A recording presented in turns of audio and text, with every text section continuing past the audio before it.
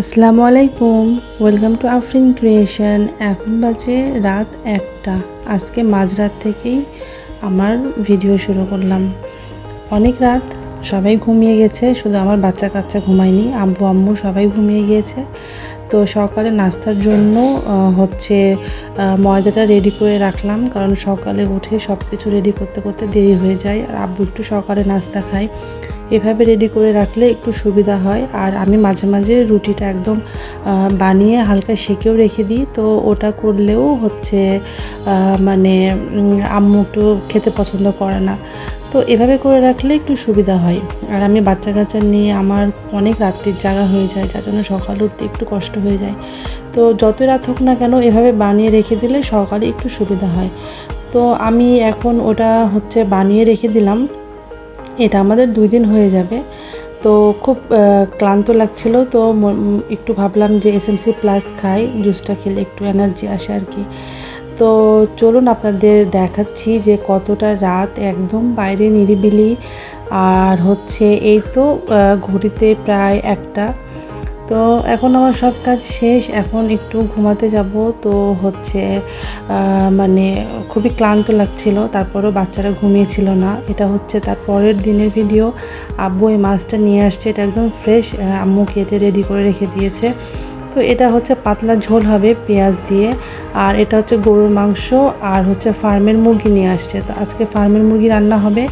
আর ফার্মের মুরগিটা আমি রান্না করব। তো আম্মু বললো ফার্মের মুরগিটা তুই রান্না করে নে। তো আমি আবার একটু হলুদ আর লবণ মাখিয়ে নিয়েছিলাম। আর ফার্মের মুরগিটা আগে ভালোভাবে না ভেজে রান্না করলে একদমই ভালো লাগে না, যেহেতু মুরগিটা বেশ বড়ই ছিল।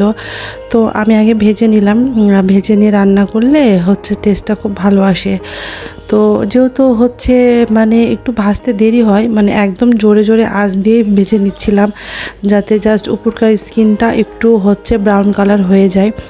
তো আমি তার সাথে আলুও দিয়ে দিয়েছিলাম। আর এই লিভারগুলো আমি আগে দিইনি, কারণ এই লিভারগুলো দিলে একদমই গলে যায়।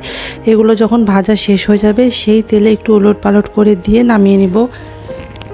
দিয়ে আমি দেখলাম যে এখনকার আলুগুলো খুব শক্ত, সিদ্ধ হতে চায় না।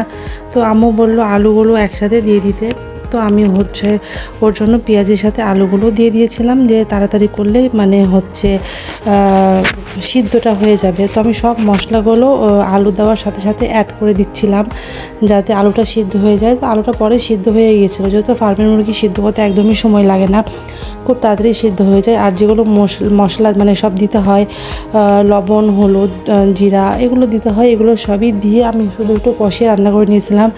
আর আমি পরে টমেটো পিউরি দিয়েছিলাম, যেটা ফ্রিজে রাখা ছিল, সেই টমেটো পিউরিটা দিয়ে দিয়েছিলাম, যাতে ব্রয়লার মুরগির মধ্যে একটু টেস্ট আসে। কারণ এখানে টমেটোর পিউরি দিলে অসাধারণ একটা টেস্ট, যে কোনো মাংসতেই ভালো লাগে। তো আমার হাজব্যান্ডকে বলেছিলাম তরমুজ খাবো, আমি তরমুজ খেতে খুব বেশি ভালোবাসি। আর আমার হাজব্যান্ড ওর জন্য 3টা করে তরমুজ নিয়ে আসছে 2 দিন পর পর, আর আমি খেয়ে শেষ করে দিচ্ছি, কারণ তরমুজটা আমার খুবই ফেভারিট একটা ফল। আর বিকালে বাবুদের জন্য নাস্তা করছিলাম, আমি যেহেতু বাইরে যাব বিকালবেলাতে, ওরা কি নাস্তা খাবে সেটা আমি ডিসিশন নিতে পারছিলাম না। তো ওর জন্য ভাবলাম যে আজকে যেহেতু মুরগি রান্না হয়েছে, সেহেতু ওদেরকে একটু ফ্রাই করে দিলে ওরা খেয়ে নেবে। তো আমি ব্যাটারটা তৈরি করে নিলাম, আর ওই মাংসগুলো আরও ছোটো ছোটো করে পিস করে নিব। আর এখানে আমি নর্মাল ময়দা যেটা, সেটা অ্যাড করে নিই। আমি শুধু চালের গুঁড়ো আর বেসন অ্যাড করেছি, আর এখানে একটু খাবার সোডা দিলাম, যাতে ওটা একটু ক্রিস্পি হয়। তো আমি এভাবে ব্যাটারটা তৈরি করে নিলাম, এবং খুব সহজে জাস্ট ফ্রাইগুলো তৈরি করে নিব। আর এটা অনেক ক্রিস্পি হয়, বাচ্চারা খেতে অনেক পছন্দ করে, প্লাস বড়রাও খেতে অনেক পছন্দ করে, যেহেতু চায়ের সাথে বা বিকালের নাস্তা যে কোনো সময় খুব টেস্ট হয় আর কি খেতে। তো এই তো আমার ভাজা অলমোস্ট শেষ, আমি এখন বাসা থেকে বের হয়ে যাব। এবং আজকে আমার অনেক দেরি হয়ে গিয়েছিলো এগুলো করতে করতে, কারণ আমার বাচ্চাটা কিছুই খাচ্ছিল না, ও সকাল থেকেই খাওয়া নিয়ে খুবই দুষ্টু করছিল, ও কারো কাছে খেতে যাচ্ছিল না আর কি। আর এই যে সাইড থেকে একটা ঢোলের সাউন্ড আসছে, আসলে আমাদের এখানে কোথায় কি পুজো হচ্ছে, যার জন্য ঢোলের একটা সাউন্ড আসে আর কি। তো এর জন্য আমি ভয়েস দিতে পারছিলাম না, অনেক সমস্যা হচ্ছিল। তো এই তো এখন বিকেলবেলা খুব সুন্দর একটা আবহাওয়া, মানে মেঘ করছিল, খুব ভালো লাগছিল আবহাওয়াটা। তো এই তো আজকের ভিডিওটা এখানেই শেষ করলাম। সবাই ভালো থাকবেন, আল্লাহ হাফেজ।